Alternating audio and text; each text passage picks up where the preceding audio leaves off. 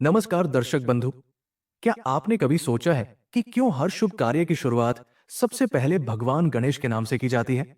क्यों उन्हें विघ्नहर्ता और बुद्धि के देवता कहा जाता है? कहा जाता है कि जहां गणेश जी का स्मरण होता है, वहां से सभी बाधाएं स्वयं दूर होने लगती हैं और सफलता के द्वार खुल जाते हैं। उनका विशाल मस्तक हमें बुद्धि और विवेक का संदेश देता है। उनकी छोटी आंखें एकाग्रता सिखाती हैं और उनके बड़े कान ये बताते हैं कि हमें अधिक सुनना और कम बोलना चाहिए।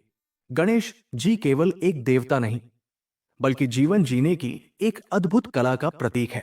जब जब मनुष्य अपने मार्ग में उलझता है, जब जब जीवन में रुकावटें आती हैं, तब तब गणपति बप्पा अपने भक्तों का मार्ग प्रशस्त करते हैं। उनकी कृपा से असंभव भी संभव हो जाता है। इसलिए यदि आप अपने जीवन में सुख, शांति और सफलता चाहते हैं, तो सबसे पहले अपने हृदय में गणेश जी का स्मरण करें और जयकारा लगाते हुए बोले, जय गणपति बप्पा, क्योंकि वही है जो हर शुरुआत को शुभ और हर अंत को सफल बनाते हैं। प्राचीन काल की बात है, जब भारतवर्ष अपने गौरवशाली इतिहास के स्वर्णिम युग में था। उस समय उत्तरी भारत में विंध्याचल की पहाड़ियों और हिमालय की तलहटी के बीच एक अत्यंत समृद्ध और वैभवशाली नगर बसा हुआ था। इस नगर का नाम था चित्रकार नगर। यह नगर अपनी कला, संस्कृति और वैभव के लिए सारे भारतवर्ष में प्रसिद्ध था। चित्रकार नगर की स्थापना के पीछे एक रोचक कथा प्रचलित थी।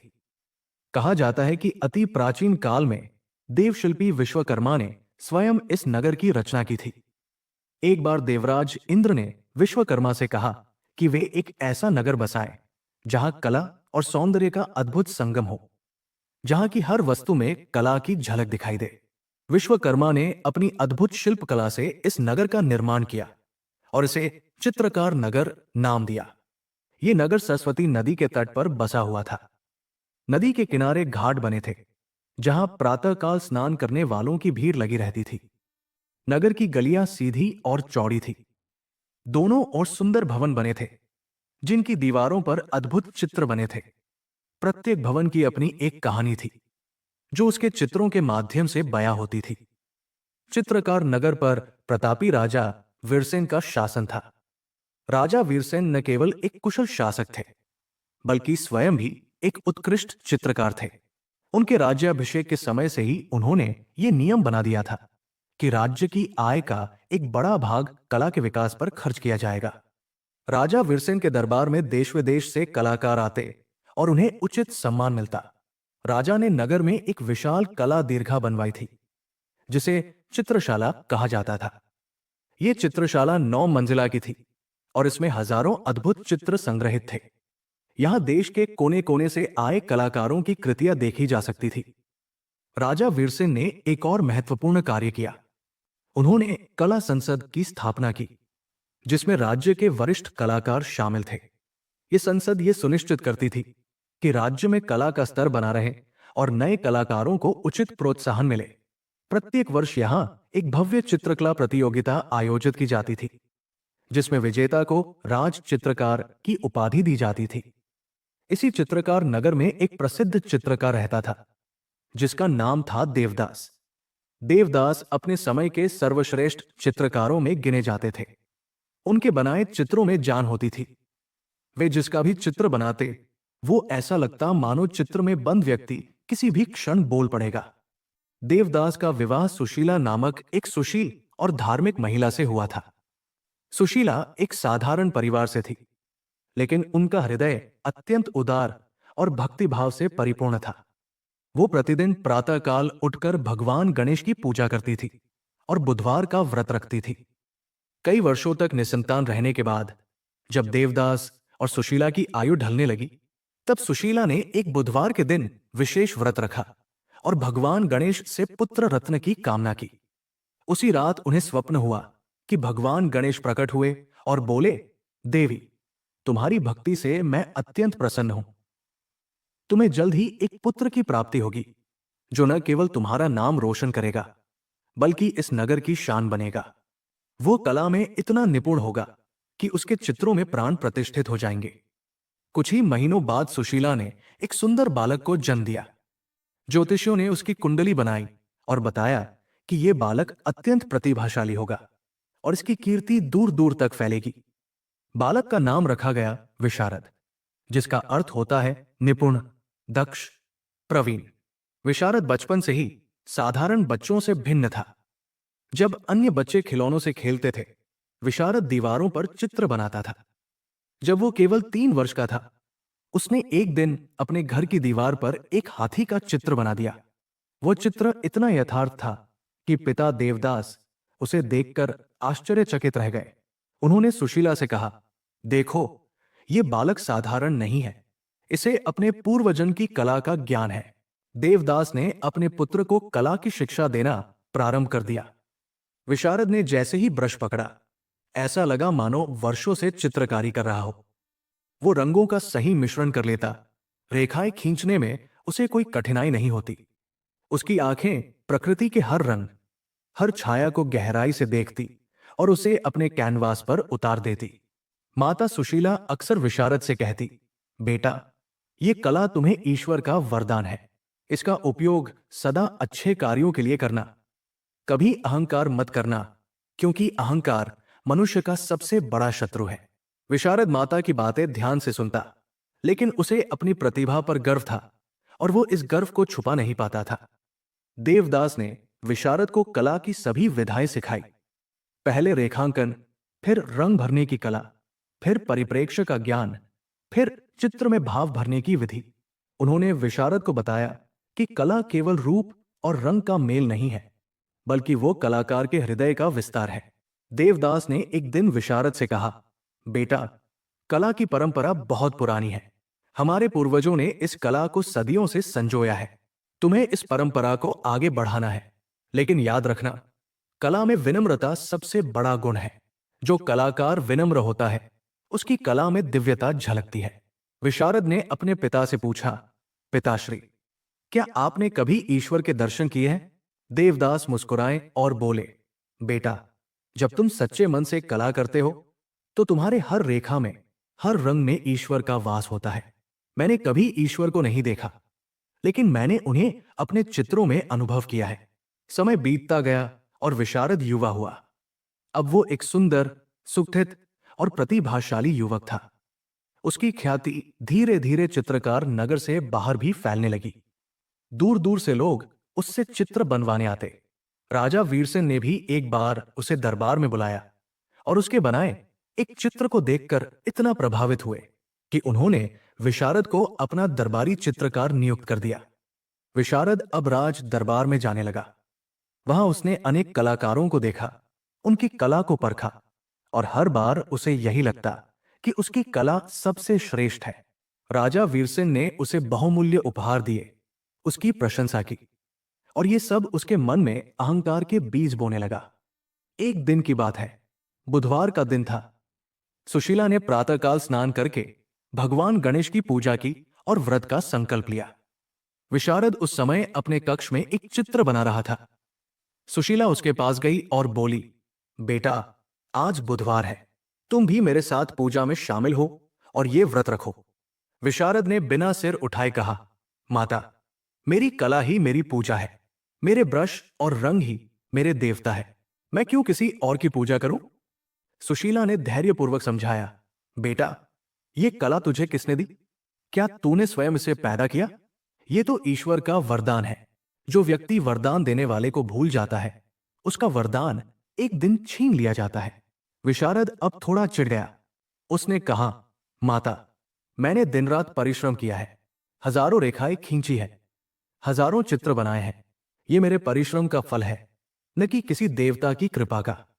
और ये बुधवार व्रत, ये गणेश पूजा, ये सब अंधविश्वास है। ये सुनकर सुशीला की आंखें भर आई। उन्होंने कहा, बेटा, तू बहुत बड़ा हो गया है, लेकिन तेरी बुद्धि अभी बालक है। एक दिन तुझे अपनी इस भूल का पछतावा होगा। इतना कहकर वो चली गई। विशारद की ख्याति दिन प्रतिदिन बढ़ती जा रही थी। उसके बनाए चित्रों की मांग इतनी बढ़ गई थी कि वो सबको समय नहीं दे पाता था। उसने कई शिष्य भी बना लिए थे, जो उसके लिए रंग घोटते, कैनवास तैयार करते और छोटे मोटे काम करते। विशारद का व्यवहार अब बदलने लगा था। वो अक्सर दूसरे कलाकारों की निंदा करता, उनके चित्रों में कमियां निकालता। किसी की प्रशंसा सुनना उसे अच्छा नहीं लगता था। उसे लगता था कि वो इस नगर का सबसे महान कलाकार है और उसके समान कोई दूसरा नहीं। एक बार राज दरबार में एक वृद्ध कलाकार ने अपना चित्र प्रस्तुत किया। वो चित्र बहुत सुंदर था और राजा ने उसकी प्रशंसा की। विशारद को यह बिल्कुल अच्छा नहीं लगा। उसने तुरंत उस चित्र में कई कमियां गिना दी जो केवल उसे ही दिख रही थी। राजा चुप रहे, लेकिन दरबार में उपस्थित अन्य कलाकार विशारद के इस व्यवहार से आहत हुए। एक दिन राजा विरसेन ने एक भव्य चित्रकला प्रतियोगिता आयोजित करने की घोषणा की। यह प्रतियोगिता अब तक की सबसे बड़ी प्रतियोगिता होने वाली थी। इसमें दूर दूर से कलाकार भाग लेंगे। प्रतियोगिता का विषय था ईश्वर के दर्शन। कलाकारों को अपनी कला के माध्यम से यह दिखाना था कि उन्होंने ईश्वर को कैसे देखा और कैसे अनुभव किया। यह विषय सुनकर विशारद मन ही मन मुस्कुराया। उसने सोचा, यह तो मेरे लिए सोने पर सुहागा है। मैं ईश्वर का ऐसा चित्र बनाऊंगा कि सब चकित रह जाएंगे। वो प्रतियोगिता की तैयारी में जुट गया। उसने दिन रात एक कर दिया। उसने अनेक रेखाचित्र बनाए, रंगों के अनेक प्रयोग किए। वो चाहता था कि उसका चित्र इतना अद्भुत हो कि कोई उसकी बराबरी ना कर सके। प्रतियोगिता का दिन नजदीक आते आते चित्रकार नगर में कलाकारों का तांता लग गया। दूर दूर से, देश के कोने कोने से कलाकार आ रहे थे। कोई पालकी में आया, कोई घोड़े पर, कोई पैदल ही चला आया। सभी की आंखों में एक ही सपना था, राज चित्रकार बनने का। इन कलाकारों में एक युवक विशेष रूप से उल्लेखनीय था। उसका नाम था विनय और वो एक छोटे से गांव से आया था। विनय ने कभी किसी गुरु से कला नहीं सीखी थी। उसने स्वयं ही अभ्यास किया था। उसकी कला में एक अलग ही सादगी और सरलता थी। वो कहीं से भी विशारद की तरह दिखावटी नहीं था। एक दिन विशारद की भेंट विनय से हुई। विशारद ने उससे पूछा, तुम कहां से आए हो? किस गुरु से सीखा है? विनय ने विनम्रता से उत्तर दिया, मैं एक छोटे से गांव से आया हूं। मैंने किसी गुरु से नहीं सीखा। जो कुछ सीखा है प्रकृति को देख देखकर सीखा है। और हां, मैं प्रतिदिन भगवान गणेश की पूजा करता हूं। उन्हीं की कृपा से मैं यहां तक आ पाया हूं। विशारद ने व्यंग्य में कहा, तो भगवान गणेश ही तुम्हारे गुरु हैं? अच्छा, तो देखते हैं तुम्हारे गुरु कितना सिखा पाए हैं।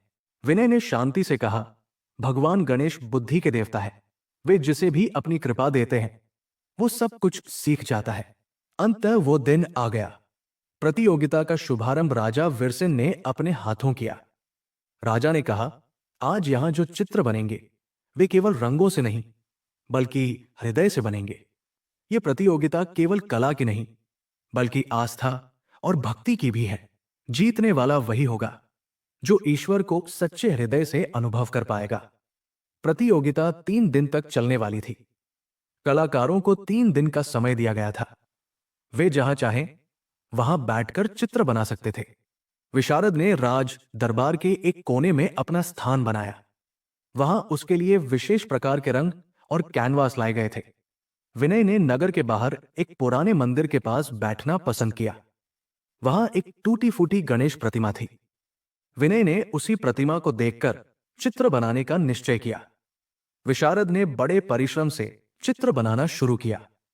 उसने एक दिव्य पुरुष का चित्र बनाया, 4 भुजाओं वाला, सिर पर मुकुट, हाथों में शंख, चक्र, गदा और पद्म। उसके चारों ओर प्रकाश की किरणें थी। चित्र इतना सुंदर था कि देखने वाले दंग रह जाते। विशारद ने रंगों का अद्भुत प्रयोग किया। उसने सोने की पत्तियों से आभूषण बनाए, हीरे के टुकड़ों से आंखें जड़ी। चित्र में चमक इतनी थी कि दूर से देखने पर लगता मानो सचमुच कोई देवता वहां विराजमान हो। उसके शिष्य उसकी प्रशंसा करते नहीं थकते थे। एक शिष्य ने कहा, गुरुजी, ये चित्र तो देवताओं को भी लुभा लेगा। आपने अद्भुत कार्य किया है। विशारद ने गर्व से कहा, मैंने कहा था ना, मैं ईश्वर को अपनी कला में कैद कर दूंगा। अब देखता हूं कौन मुझे हरा सकता है। दूसरी ओर विनय उस जीर्ण शीर्ण मंदिर में बैठा था। सामने गणेश जी की टूटी हुई प्रतिमा थी जिसकी सूंड टूटी थी। एक दांत गायब था। मूर्ति पर काई जम गई थी। लेकिन विनय की आंखों में यह सब नहीं था।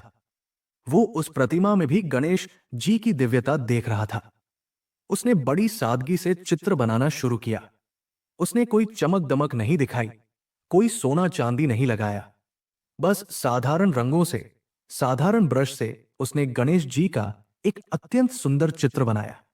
उसने गणेश जी को एक बालक के रूप में चित्रित किया, माता पार्वती की गोद में बैठे हुए, हाथ में मोदक लिए, मुस्कुराते हुए।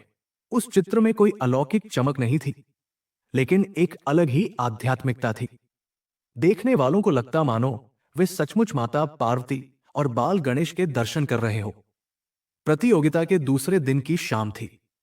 विशारद अपने चित्र को अंतिम रूप दे रहा था कि तभी एक वृद्ध साधु वहां आए। साधु ने विशारद के चित्र को ध्यान से देखा और फिर मुस्कुराते हुए पूछा, बेटा, यह चित्र तो बहुत सुंदर है, लेकिन बता सकते हो यह किसका चित्र है? विशारद ने चिढ़कर कहा, महाराज, यह दिखाई नहीं देता, यह भगवान विष्णु का चित्र है। साधु ने कहा, अच्छा, तो तुमने भगवान विष्णु के दर्शन किए हैं, उन्हें इसी रूप में देखा है? विशारद शर्मिंदा हो गया। उसने कहा, नहीं, मैंने दर्शन तो नहीं किए, लेकिन शास्त्रों में वर्णित रूप के अनुसार बनाया है। साधु बोले, तो फिर यह तुम्हारी कल्पना मात्र है। क्या तुम इस चित्र में प्राण डाल सकते हो? क्या यह चित्र किसी की भक्ति जगा सकता है? विशारद के पास कोई उत्तर नहीं था। अगले दिन वही साधु उस जीर्ण शीर्ण मंदिर में गए जहां विनय चित्र बना रहा था। साधु ने विनय का चित्र देखा और उनकी आंखें नम हो गई। उन्होंने पूछा, बेटा, तुमने ये चित्र कैसे बनाया? विनय ने विनम्रता से कहा, महाराज, मैंने गणेश जी को सच्चे मन से पुकारा। मैंने उनसे प्रार्थना की कि वे मुझे दर्शन दे, और फिर एक दिन स्वप्न में मैंने बाल गणेश को माता पार्वती की गोद में देखा। यह चित्र उसी स्वप्न पर आधारित है। साधु ने पूछा, क्या तुमने कभी किसी गुरु से कला सीखी?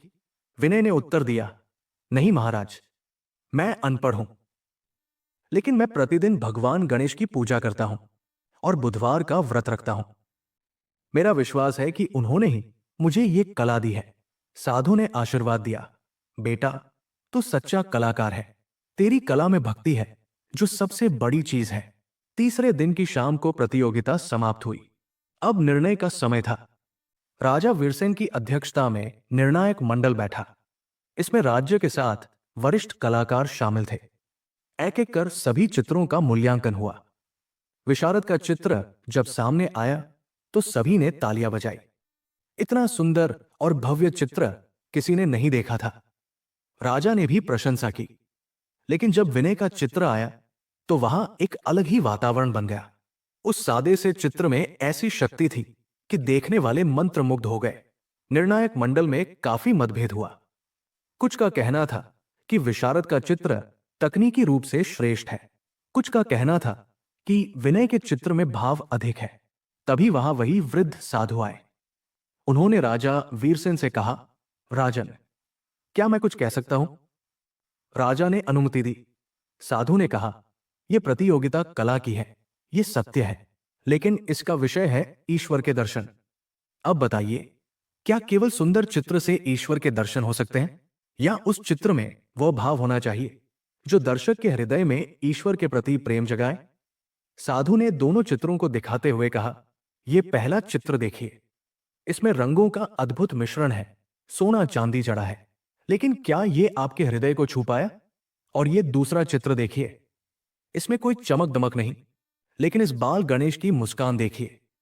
क्या यह आपके मन में श्रद्धा नहीं जगाती? सब चुप थे। साधु ने कहा, सच्ची कला वह है जो हृदय से निकले और हृदय तक पहुंचे। यह दूसरा चित्र एक भक्त के हृदय से निकला है, इसलिए यह सबके हृदय तक पहुंच गया। राजा वीरसेन ने निर्णय सुनाया, इस प्रतियोगिता के विजेता है विनय। यह सुनते ही विशारद को ऐसा लगा मानो आकाश टूट पड़ा। वो जोर से चिल्लाया, यह अन्याय है, मेरा चित्र कहीं बेहतर है, यह सब साजिश है। राजा वीरसेन ने शांति से कहा, विशारद, तुम्हारी कला निर्विवाद रूप से महान है, लेकिन इस प्रतियोगिता का विषय था ईश्वर के दर्शन। तुमने अपनी कल्पना से ईश्वर का चित्र बनाया, विनय ने अपने अनुभव से। यही अंतर है। विशारद ने गुस्से में अपना चित्र वही फाड़ दिया और दरबार से बाहर चला गया। वो सीधा अपने घर गया और अपने कमरे में जाकर दरवाजा बंद कर लिया। उसने उस दिन कुछ नहीं खाया, किसी से बात नहीं की। माता सुशीला ने दरवाजे के बाहर से कहा, बेटा, मैंने तुझे समझाया था, अहंकार का अंत हमेशा पतन होता है। विशारद ने अंदर से चिल्लाकर कहा, आप चुप रहिए, आपको क्या पता कला के बारे में। दूसरी ओर विजेता घोषित होने के बाद विनय ने राजा के सामने हाथ जोड़कर कहा, महाराज, मैं इस सम्मान का अधिकारी नहीं हूं। यह चित्र मैंने नहीं बनाया, गणेश जी ने मेरे हाथों से बनवाया है। वास्तविक विजेता तो वे हैं। राजा प्रसन्न हुए। उन्होंने कहा, विनय, यही सच्ची विनम्रता है। तुमने न केवल सुंदर चित्र बनाया, बल्कि अपने व्यवहार से भी सबको सिखाया। आज से तुम राज चित्रकार हो। विनय ने कहा, महाराज, एक विनती है। मैं चाहता हूं कि विशारद जी को भी राज चित्रकार का दर्जा दिया जाए। वो सचमुच महान कलाकार है। राजा ने कहा, विनय, तुम्हारा हृदय जितना बड़ा है, उतना बड़ा तुम्हारा चित्र भी है। लेकिन विशारद को स्वयं अपनी गलती समझनी होगी। अब विशारद के जीवन में अंधकार छा गया। वो दिन रात अपने कमरे में बंद रहता। उसके शिष्य धीरे धीरे उसका साथ छोड़ने लगे। लोग उससे चित्र बनवाना बंद कर दिए। राज दरबार में उसका स्थान नहीं रहा। वो जब भी ब्रश उठाता, उसके हाथ कांपने लगते। वो जो भी चित्र बनाने की कोशिश करता, वो बिगड़ जाता। रंग फीके पड़ जाते, रेखाएं टेढ़ी हो जाती। उसकी कला धीरे धीरे मरने लगी। एक दिन उसने अपनी माता से कहा, मां, मैंने सब कुछ खो दिया है। मेरी कला, मेरा सम्मान, मेरे शिष्य सब चले गए। अब मैं क्या करूं? सुशीला ने करुणा से उसे देखा। उन्होंने कहा, बेटा, तूने कुछ नहीं खोया। तूने केवल अपना अहंकार खोया है, जो अच्छा ही हुआ। अब समय है सच्चाई को पहचानने का। सुशीला ने हार नहीं मानी। वो प्रतिदिन विशारद के पास जाती, उसे समझाती। वो उसे भगवान गणेश की कथाएं सुनाती। वो उसे बताती कि कैसे गणेश जी ने अपना एक दांत तोड़कर महाभारत लिखा था, कैसे उन्होंने अपने पिता शिव जी के सामने विनम्रता प्रकट की थी। एक दिन सुशीला ने कहा, बेटा, कल बुधवार है, मैं व्रत रखूंगी और गणेश जी की पूजा करूंगी। क्या तुम मेरे साथ बैठोगे? विशारद ने कुछ नहीं कहा, लेकिन उसकी आंखों में आंसू थे। अगले दिन बुधवार था। प्रातःकाल सुशीला ने स्नान किया और पूजा की तैयारी की। उन्होंने देखा कि विशारद भी उठ बैठा है। उसने कहा, मां, मैं भी स्नान करूंगा। सुशीला की आंखों में खुशी के आंसू आ गए। उन्होंने कहा, हां बेटा, करो। विशारद ने स्नान किया, साफ वस्त्र पहने और माता के साथ पूजा में बैठ गया। माता ने उसे पूजा की विधि बताई। उसने दूर्वा अर्पित की, लाल पुष्प चढ़ाए, मोदक का भोग लगाया। पूजा के समय उसके मन में एक अजीब सी शांति आई। उसे लगा जैसे कोई बोझ उतर गया हो। उसने सच्चे मन से प्रार्थना की, हे गणेश जी, मैंने अहंकार किया, मैंने आपको नहीं माना। कृपया मुझे क्षमा करें और मेरी कला वापस लौटाएं। पूजा के बाद सुशीला ने बुधवार व्रत की कथा सुनानी शुरू की। यह कथा थी एक राजकुमार की, जिसने गणेश जी की कृपा से अपना खोया हुआ राज्य वापस पाया था। कथा सुनते सुनते विशारद की आंखें भर आई। उसे लगा कि यह कथा उसी के लिए है। कथा समाप्त होने के बाद उसने माता से कहा, मां, मैं अब समझ गया हूं, मैंने गलती की थी, कृपया मुझे क्षमा करें। सुशीला ने उसे गले लगाया और कहा, बेटा, मां तो हमेशा क्षमा करती है। असली क्षमा तो गणेश जी से मांगो। उस रात विशारद को गहरी नींद आई। उसने स्वप्न में देखा कि एक दिव्य प्रकाश उसके कमरे में फैल गया। उस प्रकाश के बीच में एक सुंदर बालक खड़ा था। उसका मुख गज का था, उसके मस्तक पर सिंदूर लगा था, उसके हाथों में पाश और अंकुश था और वह मुस्कुरा रहा था। बालक ने कहा, विशारद, मैं तुम्हारी प्रार्थना से प्रसन्न हूं। तुमने सच्चे मन से मुझे पुकारा है।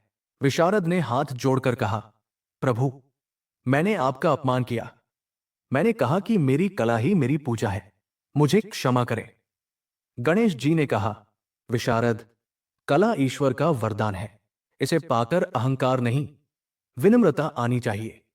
तुम्हारी कला तुम्हें लौटा दी जाएगी, लेकिन याद रखना, अब तुम अपनी कला का उपयोग केवल अपने यश के लिए नहीं, बल्कि लोगों के कल्याण के लिए करोगे।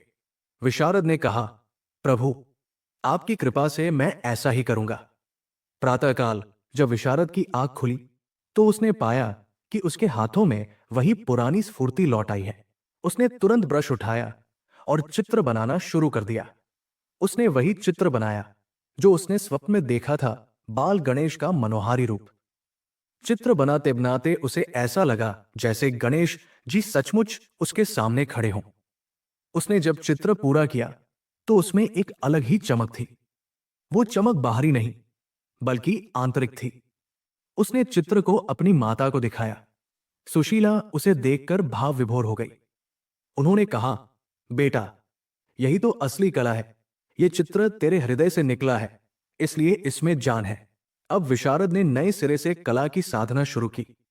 उसने प्रण किया कि वह प्रत्येक बुधवार को व्रत रखेगा और भगवान गणेश की पूजा करेगा। उसने अपने घर में ही एक छोटा सा मंदिर बनवाया जहां वह प्रतिदिन पूजा करता। धीरे धीरे उसकी ख्याति फिर से फैलने लगी। लोग उसके नए चित्रों को देखकर आश्चर्यचकित होते।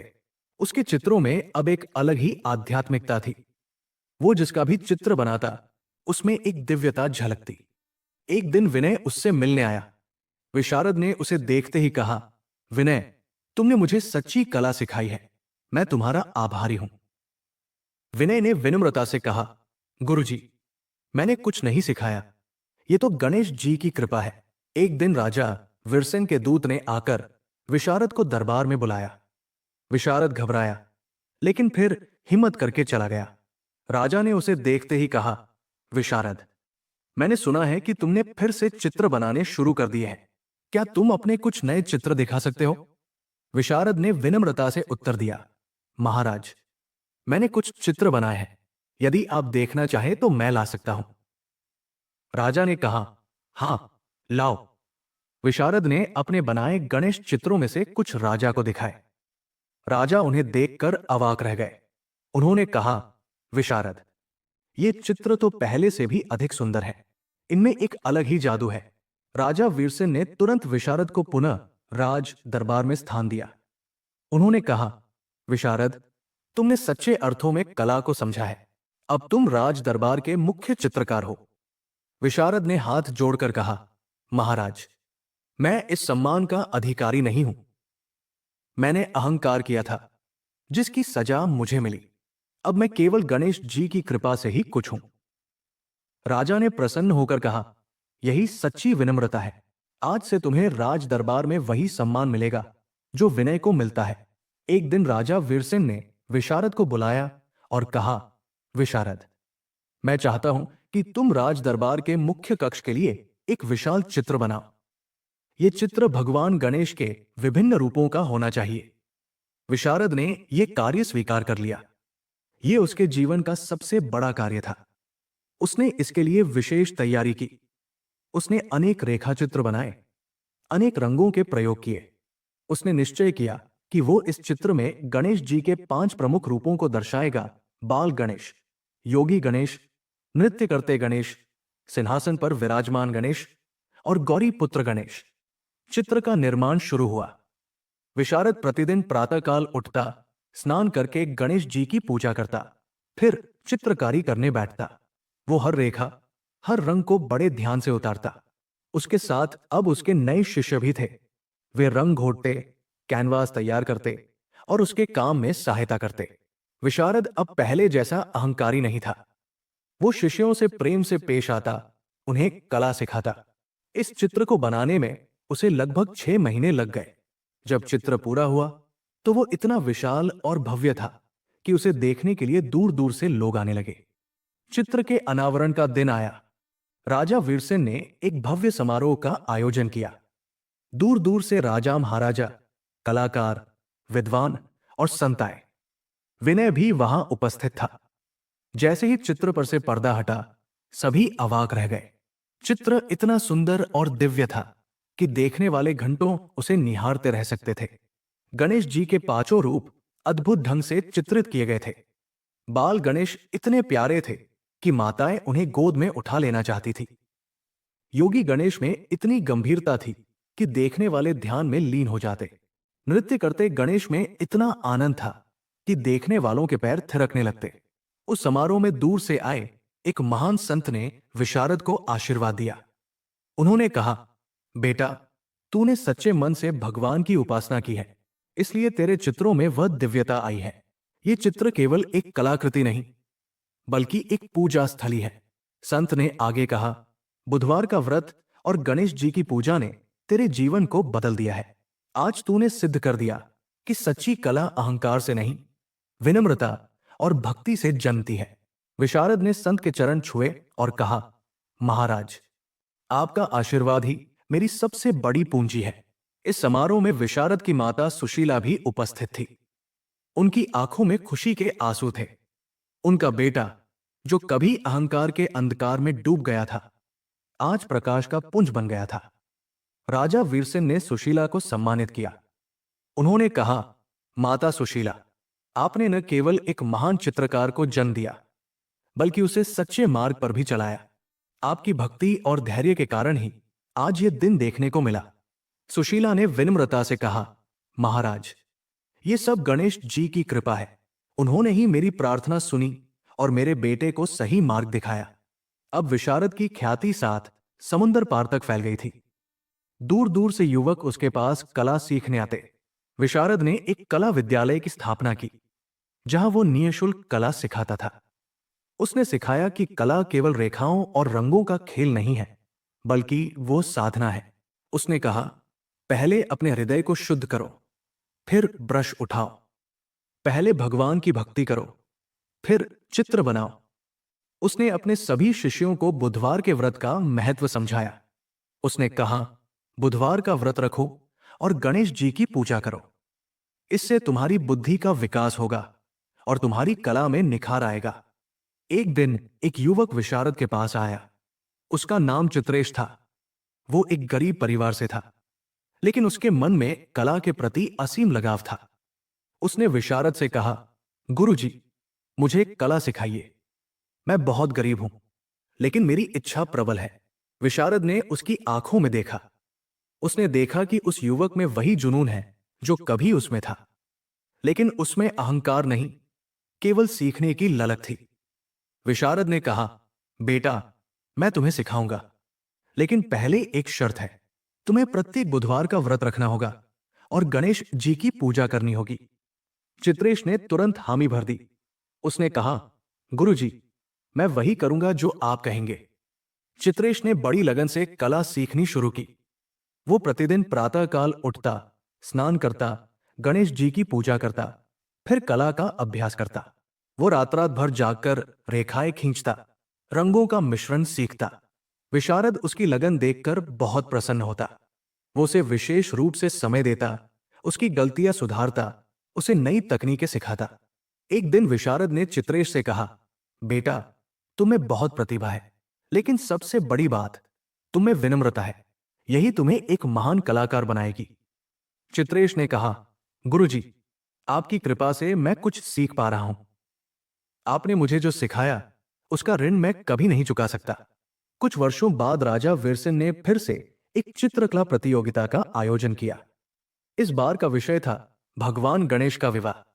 विशारद ने चित्रेश से कहा, बेटा, इस बार तुम्हें प्रतियोगिता में भाग लेना चाहिए। चित्रेश ने कहा, गुरुजी, मैं अभी इतना योग्य नहीं हूं। बड़े बड़े कलाकार भाग लेंगे। विशारद ने कहा, बेटा, योग्यता तो सीखने से आती है, लेकिन प्रतियोगिता में भाग लेने से तुम्हें बहुत कुछ सीखने को मिलेगा। जाओ और गणेश जी से प्रार्थना करो कि वे तुम्हारे हाथों से सुंदर चित्र बनवाएं। चित्रेश ने गुरु की बात मानी। उसने प्रतियोगिता में भाग लेने का निश्चय किया। चित्रेश ने विषय पर बहुत सोच विचार किया। उसने तय किया कि वो उस क्षण को चित्रित करेगा जब भगवान शिव और माता पार्वती गणेश जी के लिए वरवधु की खोज कर रहे हैं और गणेश जी स्वयं एक पेड़ के नीचे बैठे अपनी सूंड से एक चित्र बना रहे हैं। उसने ये दर्शाने की कोशिश की कि गणेश जी स्वयं कला के देवता है और उनका विवाह स्वयं कला से हुआ है। ये एक अलग और अनोखा दृष्टिकोण था।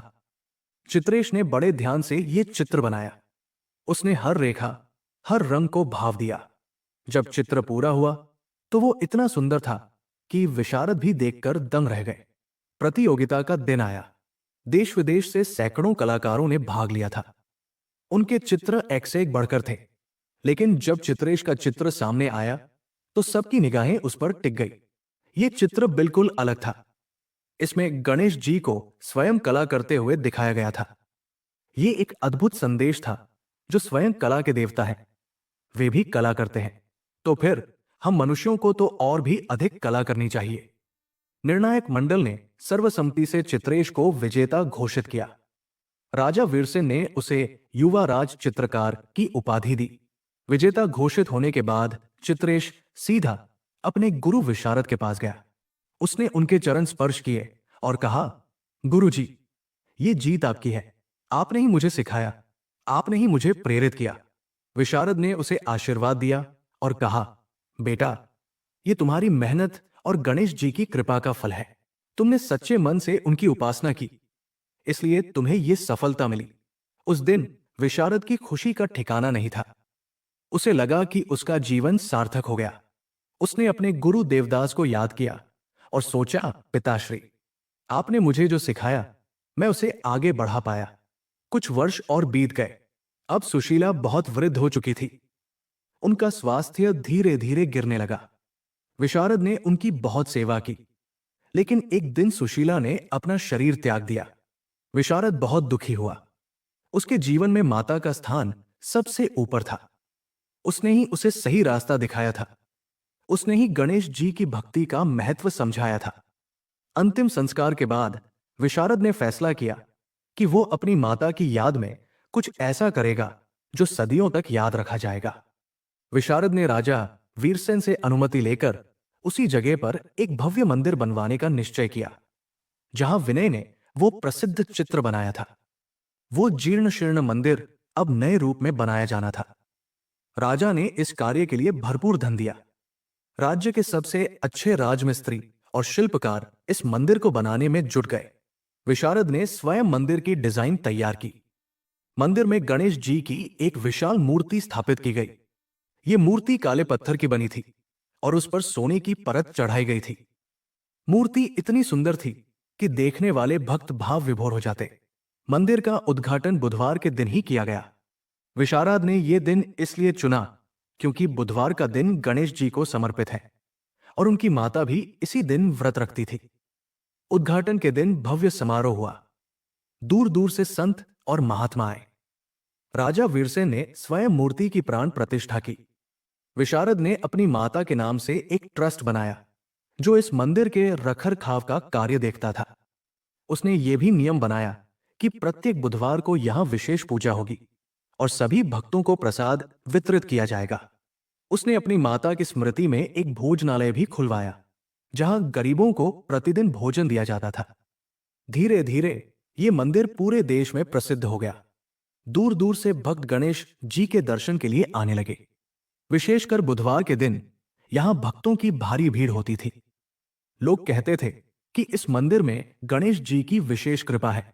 जो भी सच्चे मन से यहां आता है, उसकी मनोकामना पूरी होती है। विशारद के बनाए चित्र भी इसी मंदिर में रखे गए थे, जिन्हें देखने लोग घंटों खड़े रहते। विशारद स्वयं प्रतिदिन इस मंदिर में आता और घंटों ध्यान में बैठा रहता। उसे लगता जैसे उसकी माता अभी भी उसके साथ है, उसे आशीर्वाद दे रही है। अब विशारद बूढ़ा हो चुका था। उसके बाल सफेद हो गए थे, उसकी पीठ झुक गई थी, लेकिन उसकी आंखों में वही चमक थी और उसके हाथों में वही कला। वो अब भी प्रतिदिन कुछ न कुछ चित्र बनाता। उसने अपने जीवन में हजारों चित्र बनाए थे। उनमें से अधिकतर गणेश जी के थे। उसने गणेश जी को हर रूप में चित्रित किया था। बालक के रूप में, युवा के रूप में, योगी के रूप में, राजा के रूप में, नर्तक के रूप में। उसके अंतिम चित्रों में से एक था गणेश जी अपनी सूंड से मोदक खाते हुए। यह चित्र इतना मनोहारी था कि देखने वाले मुस्कुराए बिना नहीं रह सकते थे। उस चित्र में गणेश जी का बाल सुलभ आनंद झलकता था। एक दिन विशारद ने अपने सभी शिष्यों को बुलाया। उसने कहा, मेरे प्यारे शिष्यों, अब मैं इस शरीर को छोड़ने वाला हूं। तुम सब मेरे पास आए, मुझसे कला सीखी। आज मैं तुम्हें अंतिम उपदेश देना चाहता हूं। सभी शिष्य ध्यान से सुन रहे थे। विशारद ने कहा, कला केवल रेखाओं और रंगों का नाम नहीं है। यह साधना है, यह भक्ति है। जब तुम चित्र बनाओ तो यह मत सोचो कि लोग क्या कहेंगे। ये सोचो कि तुम्हारा चित्र भगवान को कितना प्रिय होगा। उसने आगे कहा, बुधवार का व्रत रखना कभी मत भूलना। गणेश जी की पूजा करना कभी मत भूलना। वे बुद्धि के देवता हैं, विघ्नहर्ता है। उनकी कृपा से ही तुम्हारी कला निखरेगी और तुम्हारा जीवन सफल होगा। उसके कुछ दिनों बाद एक बुधवार के दिन विशारद ने प्रातःकाल उठकर स्नान किया। उसने साफ वस्त्र पहने और गणेश मंदिर गया। वहां उसने घंटों ध्यान लगाया। फिर वो अपने घर लौट आया और अपने उस कमरे में गया जहां वो चित्र बनाया करता था। उसने अपने ब्रश और रंगों को सहलाया। फिर एक कागज पर उसने अंतिम रेखाएं खींची। गणेश जी का ओम के रूप में एक सरल रेखा चित्र। ये उसकी अंतिम कृति थी। उस दिन शाम को उसने अपने शिष्यों से कहा, मैं अब जा रहा हूं। तुम सब मेरे साथ रहें। मुझे सिखाया, मुझसे सीखा। अब मैं गणेश जी के चरणों में जा रहा हूं। इतना कहकर उसने अपनी आंखें बंद कर ली और उसका प्राणांत हो गया। विशारद के निधन की खबर सुनकर सारा नगर शोक में डूब गया। राजा वीरसेन ने राजकीय सम्मान के साथ उसका अंतिम संस्कार करने का आदेश दिया। हजारों लोग उसके अंतिम दर्शन के लिए उमड़ पड़े। उसके शिष्यों ने उसके पार्थिव शरीर को कंधा दिया। चित्रेश सबसे आगे था। उसकी आंखों में आंसू थे। अंतिम संस्कार उसी गणेश मंदिर के पास किया गया जहां विशारद ने अपनी माता की याद में मंदिर बनवाया था। लोगों ने वहां एक स्मारक बनवाया जिस पर लिखा था, यहां विशारद चित्रकार ने जीवन भर गणेश जी की आराधना की और अंततः उन्हीं में लीन हो गए। विशारद के बाद चित्रेश ने उसकी गद्दी संभाली। उसने कला विद्यालय को और भी विकसित किया। उसने सैकड़ों शिष्यों को कला सिखाई और उन्हें भी गणेश भक्ति और बुधवार व्रत का महत्व बताया। चित्रेश ने अपने गुरु की तरह ही प्रतिदिन पूजा की और बुधवार का व्रत रखा। उसने गणेश जी के अनेक चित्र बनाए जो आज भी प्रसिद्ध हैं। एक बार किसी ने उससे पूछा, आप इतने महान कलाकार कैसे बने? चित्रेश ने उत्तर दिया, मेरे गुरु विशारद ने मुझे सिखाया कि सच्ची कला भक्ति से आती है और गणेश जी ने मेरी साधना को स्वीकार किया। आज भी वो गणेश मंदिर मौजूद है। हर बुधवार को वहां विशेष पूजा होती है और हजारों श्रद्धालु आते हैं। मंदिर की दीवारों पर विशारद के बनाए चित्र आज भी सुरक्षित हैं। लोग कहते हैं कि जो भी सच्चे मन से इस मंदिर में आता है और बुधवार का व्रत रखता है, उसकी सभी मनोकामनाएं पूरी होती है, उसकी बुद्धि का विकास होता है और उसके जीवन के सभी विघ्न दूर होते हैं। चित्रकार विशारद की यह कथा आज भी लोगों को प्रेरणा देती है। यह कथा सिखाती है कि अहंकार कितना भयानक होता है और विनम्रता और भक्ति कितनी शक्तिशाली। इस प्रकार ये बुधवार व्रत की अनोखी कथा समाप्त होती है। चित्रकार विशारद की यह कथा हमें हमेशा याद दिलाएगी कि जीवन में चाहे कितनी भी सफलता मिले, कभी अहंकार नहीं करना चाहिए। भगवान गणेश की कृपा के बिना हम कुछ भी नहीं है। बुधवार का व्रत रखिए, गणेश जी की पूजा कीजिए और उनकी कृपा से अपने जीवन को सफल बनाइए। ओम गणपते नमः।